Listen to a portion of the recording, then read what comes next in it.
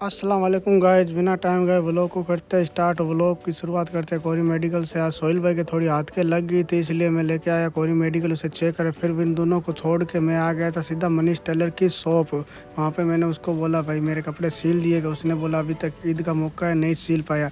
फिर मैं वहाँ से आ गया सीधा वॉलीबॉल देखने के लिए, और वॉलीबॉल भी बहुत ही तगड़ा जम रखा था इनका और चल रहा था। मैंने बोला मैं भी खेलूं, फिर इनका गेम चल रहा था। फिर मैं सीधा चला गया सदी काका की शॉप, और वहाँ मुझे कुछ लेना था।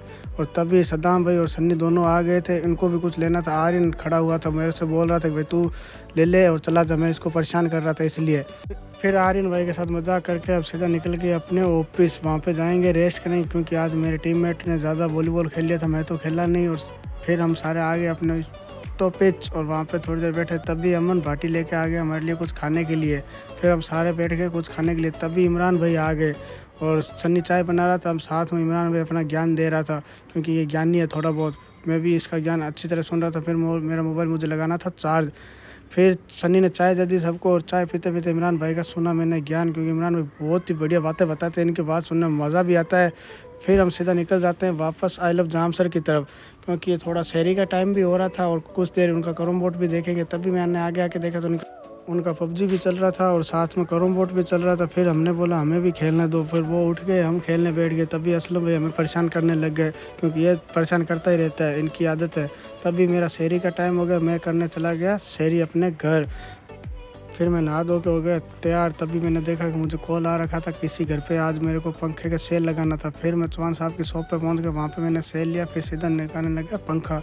तभी मेरे को सन्नी का कॉल आ गया था कि भाई आजा नमाज़ पढ़ने चलते हैं। फिर आगे आके देखा तो कोई नहीं था। मैंने सन्नी को कॉल किया भाई कहाँ है। तभी मीरू भाई और सन्नी दोनों ही आ गए थे। मैंने सन्नी को बोला वाजिद को कॉल कर दे आजा। सन्नी बोला वाजिद आज नहीं आएगा। फिर मैं और सन्नी और एक भैया तीनों निकल गए, आज हमारे साथ एक भैया थे। फिर नमाज़ पढ़ के हम सारे भैया आ गए बाहर हमेशा की तरह।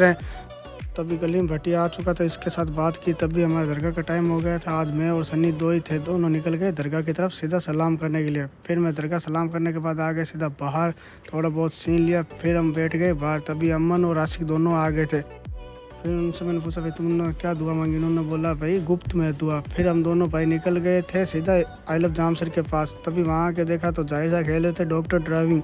तभी अमन और आशिक दोनों भी आ गए थे फिर से।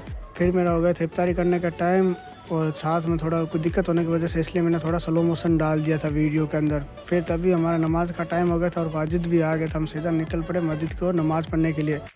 फिर नमाज़ पढ़ के हम आ गए सारे भाई बाहर, थोड़ी देर बैठे मस्जिद के बाहर। और तभी अमन भाई आया नहीं था, अमन भाई का पेड़ चल रहा था। फिर हम तीनों भाई निकल गए घर की तरफ। और ये ब्लॉग मैं करता हूँ यहीं ख़त्म, मिलते हैं नेक्स्ट ब्लॉग में।